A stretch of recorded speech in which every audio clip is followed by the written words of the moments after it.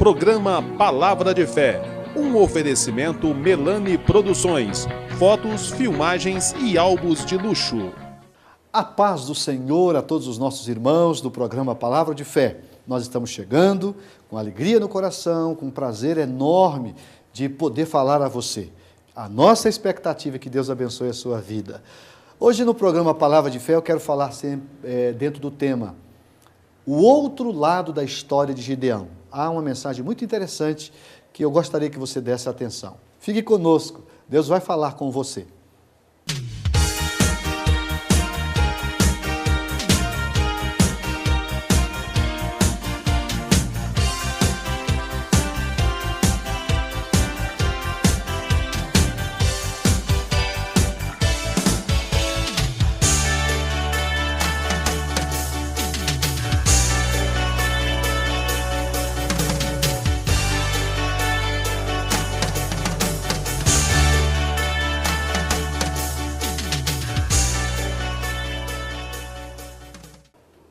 Vamos fazer a leitura de um texto sagrado. Eu quero ler livro de Juízes, capítulo é o de número 8, os versos 22 e 23. Diz assim: Então, os homens de Israel disseram a Gideão: domina sobre nós, tanto tu, como teu filho e o filho do teu filho, porquanto nos livraste da mão dos midianitas. Porém, Gideão lhes disse: sobre vós eu não dominarei, nem tampouco meu filho sobre vós dominará, o Senhor sobre vós dominará. Pois bem, baseado nesse texto, eu quero falar-lhes dentro do seguinte tema: o outro lado da história de Gideão. O outro lado da história de Gideão. Quem estuda a Bíblia sabe que Gideão é um dos mais lindos exemplos de um homem que foi chamado para liderar o povo de Deus em um momento de crise, de dificuldade. Assim que Israel se apropriou da terra prometida, eles conquistaram a terra liderados por Josué, Israel passou por 300 anos sendo liderados por juízes. E esses juízes eram homens que Deus levantava, dava a eles autoridade, poder, graça, para que eles pudessem comandar o povo. E o governo era um governo teocrático. Tinha um juiz que tinha a autorização divina para estar comandando o povo.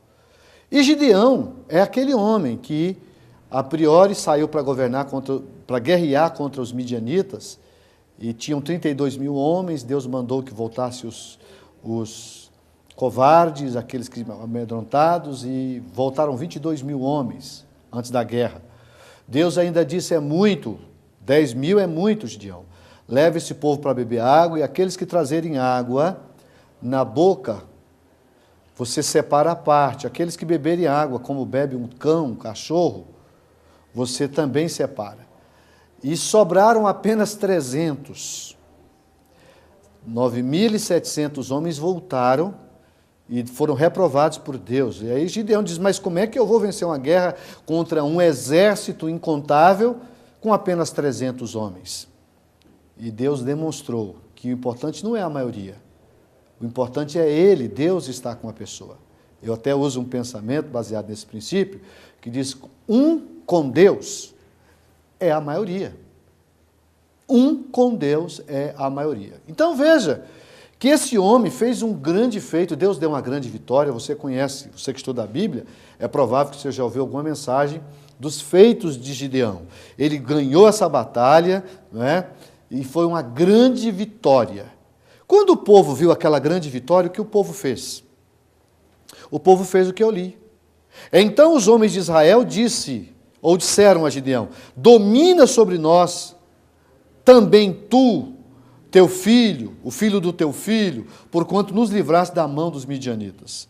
E aí Gideão, ele diz uma palavra intrigante, muito intrigante. Eu quero que você redobre a sua atenção, porque eu vejo que Gideão perde a oportunidade de fazer algo que Deus estava direcionando ele a fazer. A priori, a impressão que dá é que ele tem aqui uma espiritualidade, que nada de espiritualidade eu vejo.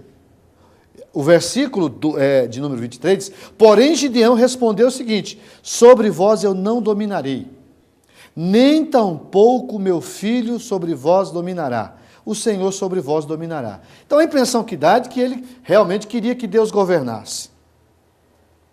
Mas se você vê as próximas atitudes de Gideão, você percebe que na verdade ele estava fugindo do propósito. Eu tenho, sinceramente, você não é obrigado a concordar comigo, nem a Bíblia diz isso. Mas eu vejo na história desse homem que esse Gideão é um obreiro de uma vitória só. Eu vejo Gideão como um homem de uma vitória só. Um homem que podia marcar a sua história com grandes vitórias, com grandes... Entendeu? Ele, de destaque mesmo, que a Bíblia mostra, essa única vitória. Agora, quando ele recusa, e é nesse aspecto que eu quero aqui fazer algumas ponderações, quando ele recusa liderar o povo, ele vai cometer alguns erros, que ao meu ver, foi a destruição da família de Gideão, ou a quase destruição, para usar a expressão correta, de Gideão. Então vamos lá, primeira coisa, a expressão que ele usa, não reinarei sobre vós. Eu li, versículo 23. É preciso saber que sem governo não haverá conquistas, não haverá consolidação do fruto, não haverá gerações estabelecidas, não haverá continuidade e não haverá excelência. Gideão se recusou a liderar. Um povo sem líder é uma multidão desgovernada. Compreende? Que não sabe para onde ir nem para o que fazer. É um povo sem propósitos, sem metas, sem conquistas, sem sonhos, sem expectativas. É por isso que em todo tempo Deus sempre precisou de seus líderes. Seja no aspecto familiar, seja no aspecto profissional, seja no aspecto espiritual. A igreja precisa de liderança, a família precisa de liderança, o trabalho profissional precisa de liderança. Então a liderança é importante. Quando você se recusa a fazer algo que você pode fazer, você compromete o propósito de Deus na sua vida. Eu tenho que fazer um intervalo comercial e, na sequência, eu vou continuar com a mensagem que, ao meu ver, é interessante. E o tema é o outro lado da história de Gideão. Fique conosco. Já volto com o programa Palavra de Fé.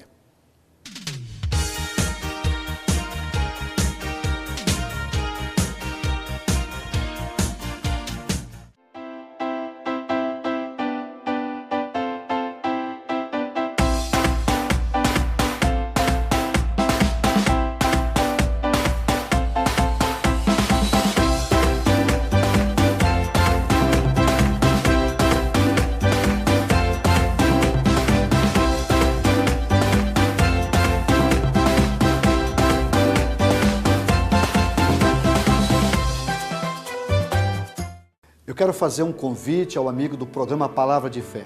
Eu quero te convidar para um culto da Igreja Assembleia de Deus. Toda quarta, toda sexta e aos domingos nós temos cultos nas nossas congregações. Nós temos mais de 50 igrejas espalhadas por toda a cidade de Franca. Na sede, na rua General Osório, no bairro Estação, número 555, nós estamos lá às terças, às quintas e aos domingos. Você será muito bem recebido em uma das nossas igrejas. Venha fazer-nos uma visita.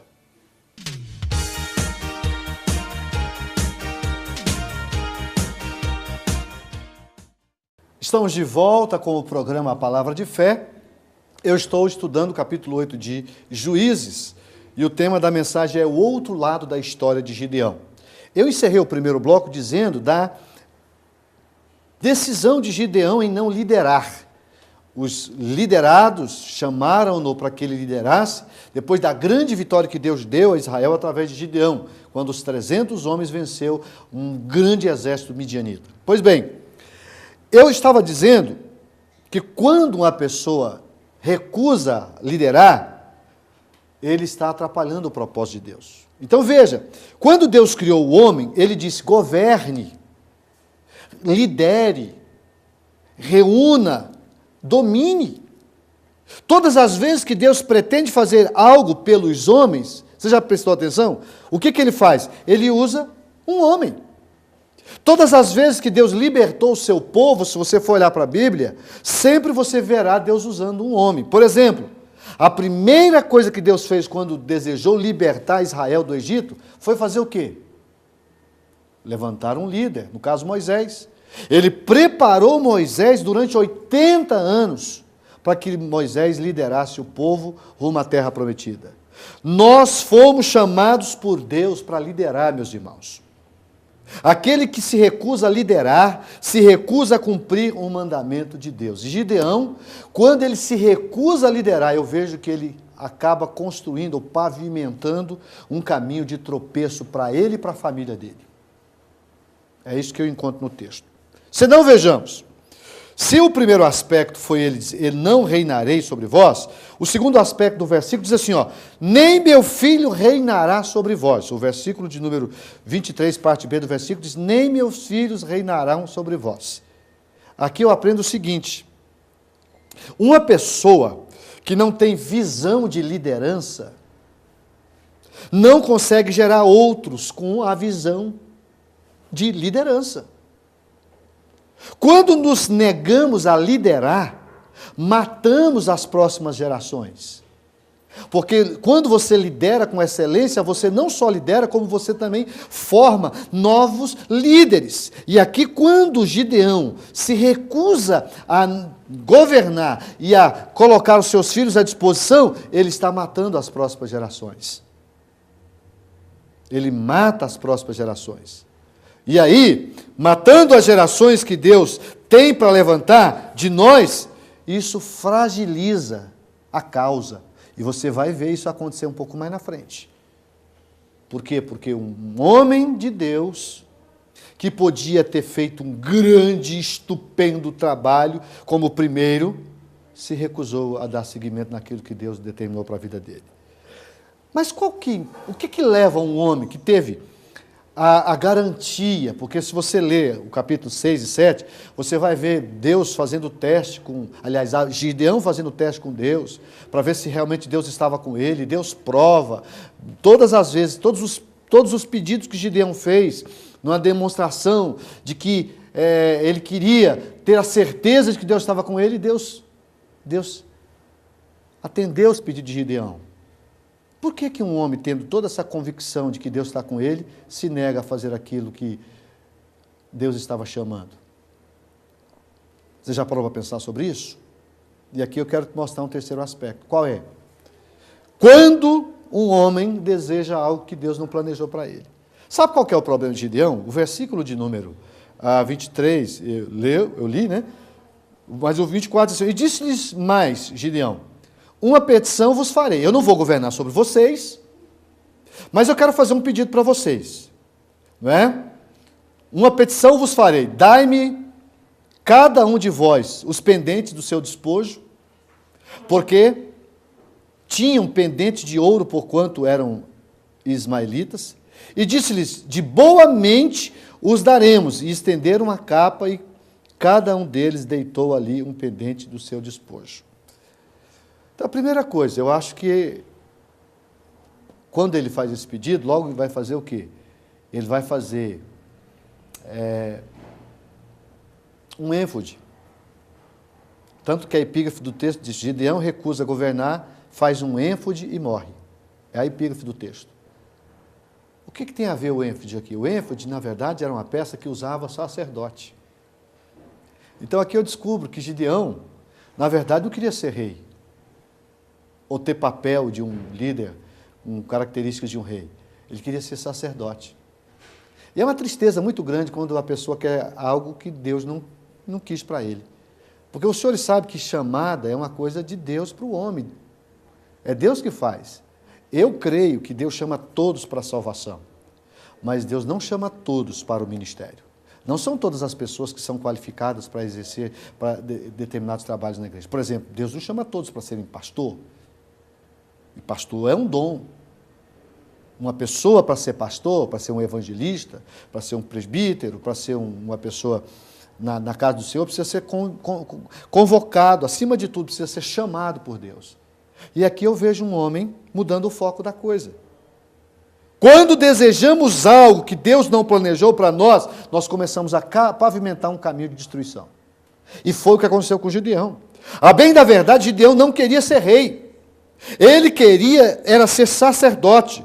No afã de fazer o que Deus não mandou fazer, não só perdeu o foco, como fez muita gente perder também. Porque é assim que acontece. Quando Deus chama um homem para liderar e ele não faz, ele além de ter prejuízo, outros também que dependeriam dele também têm. E o maior prejudicado aqui, sabe quem foi? Não foi só o povo de Israel, foi a família de Gideão. A família de Gideão. Porque aí Gideão, ele começa a fazer algumas coisas.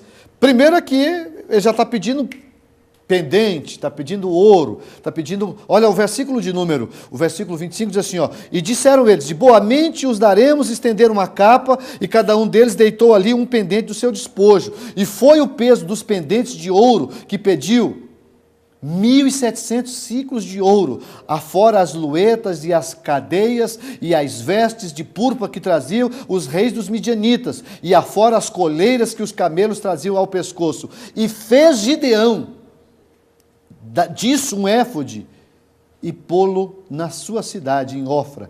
Todo Israel, olha o que está escrito, e todo Israel se prostituiu ali após ele, e foi por tropeço a Gideão e a sua casa. A atitude dele foi tropeço para ele e para a sua casa. Tenho que fazer mais um intervalo comercial, e na sequência eu vou concluir essa mensagem e mostrar quais foram os prejuízos que esse homem teve por não dar ouvido àquilo que devia ter dado.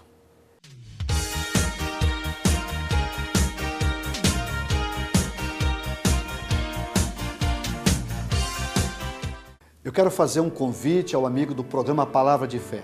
Eu quero te convidar para um culto da Igreja Assembleia de Deus. Toda quarta, toda sexta e aos domingos nós temos cultos nas nossas congregações. Nós temos mais de 50 igrejas espalhadas por toda a cidade de Franca. Na sede, na rua General Osório, no bairro Estação, número 555, nós estamos lá às terças, às quintas e aos domingos. Você será muito bem recebido em uma das nossas igrejas. Venha fazer-nos uma visita.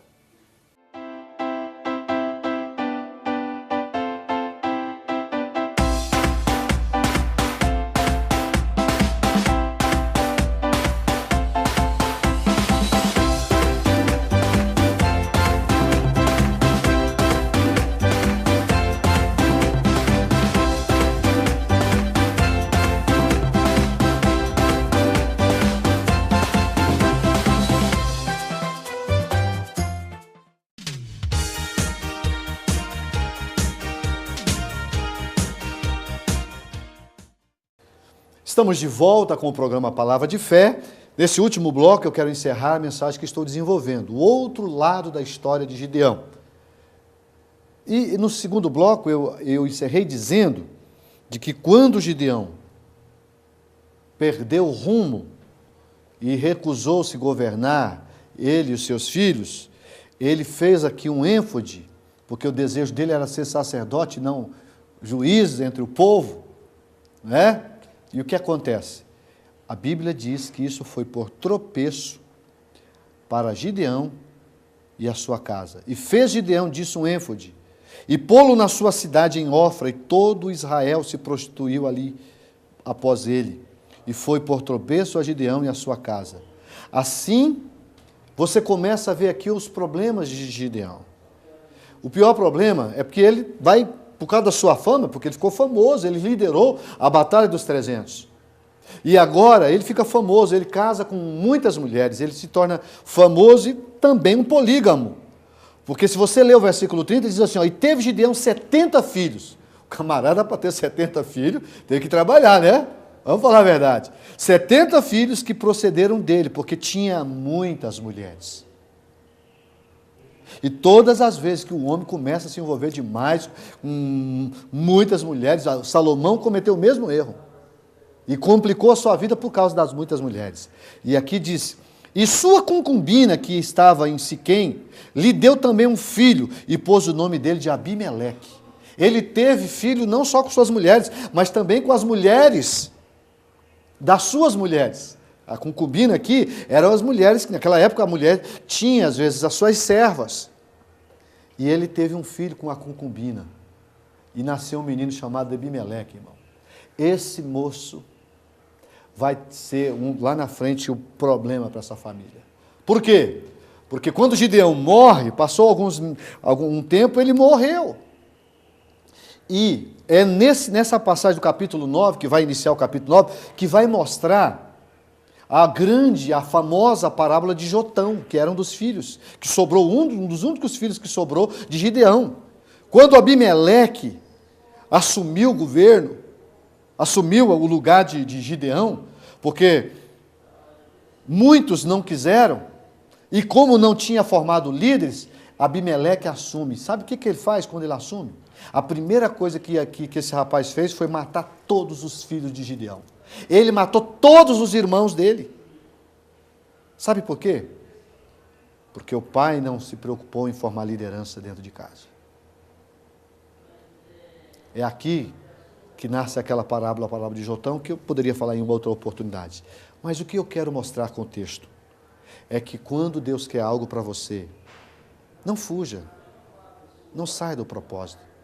A história de Gideão é uma história muito bonita, nos aspectos positivos, mas também negativos. Porque aqui está me ensinando verdades, a Bíblia, irmãos, ela nunca foi de jogar para debaixo do tapete os erros dos seus grandes. Não. A Bíblia sempre mostrou os dois lados da história. E o tema da mensagem é os dois lados da história de Gideão. Foi um grande homem, um vencedor, que soube acreditar no Senhor e com 300 homens venceu um grande exército. Mas na hora de consolidar, não quis. E para mim se transformou no obreiro de uma vitória só. Não seja uma pessoa de uma vitória só. Que você possa ter uma, que você possa ter 2, 3, 4, inúmeras vitórias, que Deus possa fazer de você um vencedor, querido. Mas não fuja do propósito, não fuja da orientação. É importantíssimo que nós tenhamos a direção do Senhor. Porque um homem fora da direção do Senhor, ele não só sofre, como ele também faz a sua família sofrer. Eu não tenho tempo, mas eu poderia mostrar para você aqui, não é, grandes verdades do texto. Abimeleque, no capítulo 9, versículos 4 e 5, ele mata os seus 70 irmãos, né? E aí surge a parábola de Jotão. Quando os bons recusam, o que vai acontecer? Os maus vão prevalecer. É assim. Quando o bom retrai, quando o bom recusa, pode ter certeza que o diabo vai ter os seus maus, as pessoas mal intencionadas, para liderar e fazer todo o povo sofrer. E foi o que aconteceu.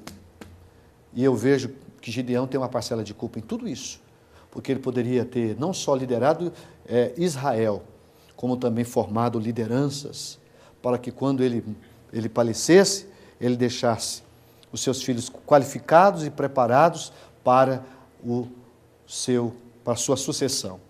Então vamos pensar sobre essa verdade, que a sua história seja vista como de um vencedor, que Deus possa te dar forças, que Deus possa te dar graça, que Deus possa te dar poder e que nós possamos aprender com os erros e com os acertos dos ilustres da Bíblia, como é Gideão. Vamos orar.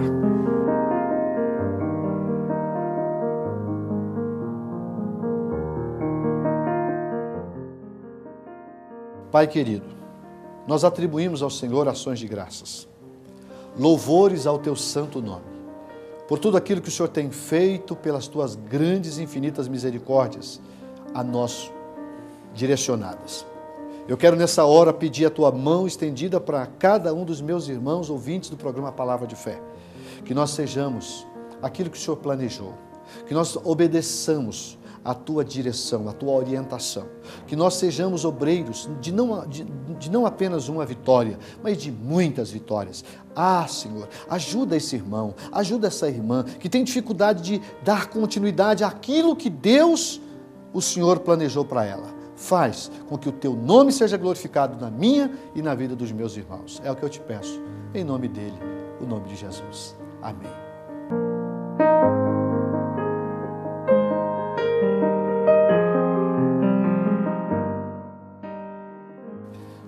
O tempo passou rápido e nós já estamos concluindo mais um programa Palavra de Fé. Vamos aprender com essa história intensa, não é? De Gideão, que Deus possa dar a nossa sabedoria, sensibilidade para a gente fazer o que Deus quer que nós façamos. Vou me despedir de você, desejando uma semana de bênção, que você, juntamente com a sua família, possa desfrutar das mais copiosas bênçãos dos céus. Fique com Deus e até o próximo programa.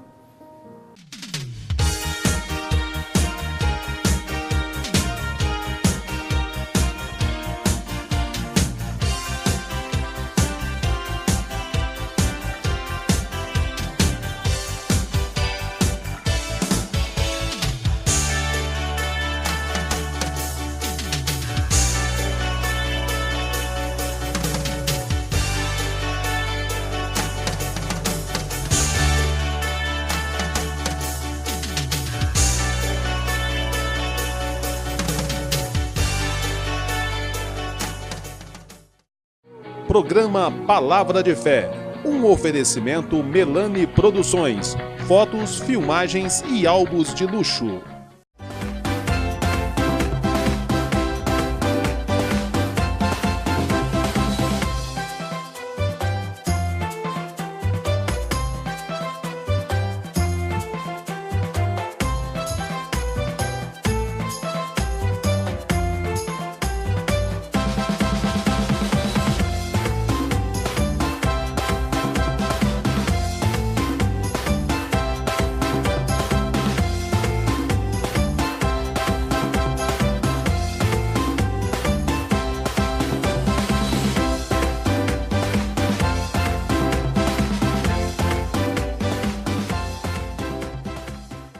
Eu quero fazer um convite ao amigo do programa Palavra de Fé.